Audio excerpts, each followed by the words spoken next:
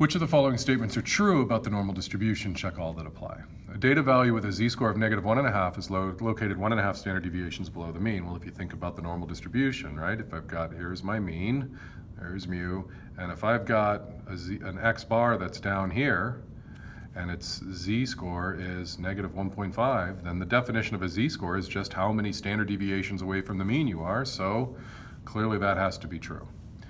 A z-score is the number of standard deviations a specific data value is from the mean of the distribution. Again, that's true. For example, here, 1.5 standard deviations below. If I had an x-bar that was up here, and that was 1 standard deviation above the mean, then this would be a z-score of 1.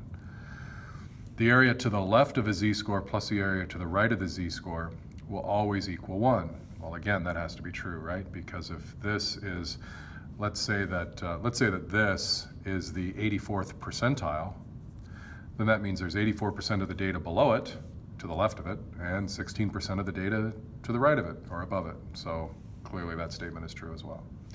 The empirical rule only applies when a value is exactly 1, 2, or 3 standard deviations away from the mean. I don't really like the way this is worded, but when you think of the empirical rule, it's the 68, 95, 99.7 rule. So 68% of the data is within 1 standard deviation, 95% of the data is within 2, and 99.7% of the data is within 3. So the way that's worded, I guess we're going to have to say that that's true.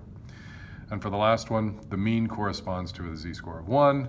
Clearly that's false, right? Because if the z-score is how many standard deviations away from the mean you are, and I'm at the mean, then I'm no standard deviations away from the mean. So that last one is false.